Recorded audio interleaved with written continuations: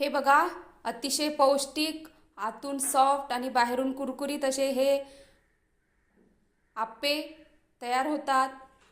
ते कसे बनवायचे ही रेसिपी आज मी तुमच्याबरोबर शेअर करणार आहे। नमस्कार, मी प्रज्ञा, स्वागत आहे तुमचं माझ्या चॅनलमध्ये। तर यासाठी आपल्याला काय साहित्य लागतं ते बघूया। इथे मी या वाटीने 2 वाट्या जाड रवा घेतलेला आहे, 1 वाटी मटार,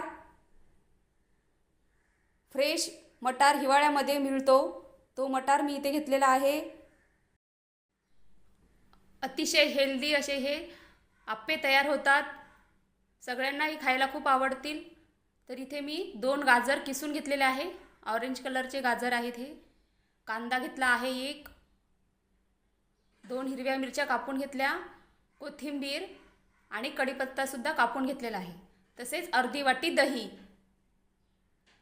आता सुरुवातीला रव्यामध्ये अर्धी वाटी दही घालून हे मिक्स करून आपल्याला घ्यायचं आहे।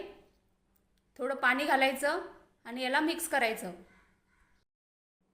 याच्यामध्ये मीठ वगैरे काही आता घालायचं नाही, फक्त मिक्स करायचं आणि याला 15 मिनिटासाठी बाजूला ठेवून द्यायचं। अशा प्रकारे हे झालं पाहिजे। आणि आता याला आपण सेट व्हायला ठेवून देऊया, तोपर्यंत बाकीची तयारी करू। तर इथे मी हे जे मटार होते ते सुरुवातीला बॉईल करून घेतले। बॉईल झाल्यावर त्याला मिक्सरमधून असे जाडसर त्याला वाटून घेतलं। आता हे 15 मिनिटानंतर हे पण छान मुरलेलं आहे मिश्रण।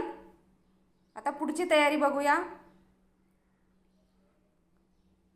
ह्याची कन्सिस्टन्सी आपल्याला व्यवस्थित करून घ्यायची आहे। त्यासाठी मी याच्यामध्ये पाणी घातलं आणि याला मिक्स केलं। असं पाहिजे आपल्याला हे मिश्रण। आता कढईमध्ये तेल गरम करायला ठेवलं, त्याच्यामध्ये जिरं आणि मोहरी घालून घेतली। ती छान तडतडली पाहिजे, मस्त खमंगपणा येतो आप्प्यांना। त्याच्यामध्ये घातले आहे कढीपत्ता, कांदा, हिरवी मिरची। आता हे चांगलं आपल्याला परतून घ्यायचं।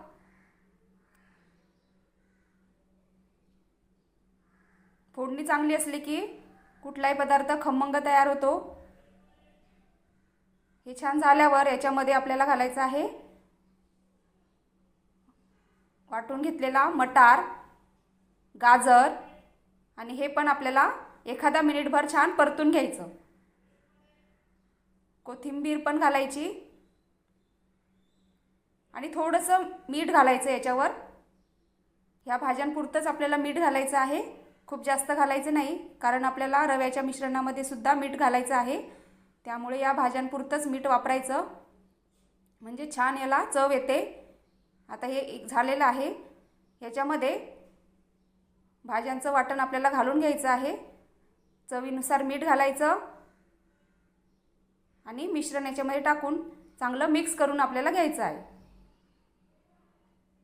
अतिशय पौष्टिक असे हे आप्पे तयार होतात, मुलांना तर खायला खूप आवडतील। तुम्ही पण ही रेसिपी ट्राय करा। आता हे छान मिक्स झाल्यावर याच्यामध्ये आपल्याला पूर्ण 1 पॅकेट इनोचं घालायचं आहे आणि हे ॲक्टिवेट होण्यासाठी आपल्याला थोडंसं याच्यावर पाणी घालून घ्यायचं, 1 चमचा भर, आणि फक्त 2 ते 3 मिक्स याला द्यायचे आहे आपल्याला। खूप जास्त मिक्स करायचं नाही, नाहीतर मग आप्पे जे आहे ते फुलणार नाहीत आपले। त्यामुळे 2 ते 3 वेळाच फक्त याला मिक्स करून घ्यायचं आणि आप्पे पात्र गरम करायला ठेवलं, त्याच्यामध्ये सगळं मिश्रण घालून घेतलं की याला झाकण ठेवून 2 ते 3 मिनिटं आपल्याला भाजून घ्यायचं आहे। आता एक बाजू झालेली आहे, आप्पे बघा किती छान फुललेले आहेत। आता याला आपण दुसऱ्या बाजूने सुद्धा छान शिजवून घेऊ। बघा किती मस्त याला गोल्डन कलर आलेला आहे। असे हे छान झाले पाहिजे। लो गॅसवरती 2 ते 3 मिनिटं लागतात आप्पे बनायला। हे छान आता मी पलटून घेतलं। आता याला झाकण न ठेवताच आपल्याला परत 2 मिनिटं याला दुसऱ्या बाजूला भाजून घ्यायचं आहे। 2 मिनिटानंतर आप्पे बघा मस्त झालेले आहे, दोन्ही साईड छान भाजलेले आहेत। बघा किती मस्त हे टम्म फुगले आहेत आप्पे, अगदी छोट्या बॉलसारखे ते झालेले आहेत। अतिशय हेल्दी असे हे आप्पे तयार होतात।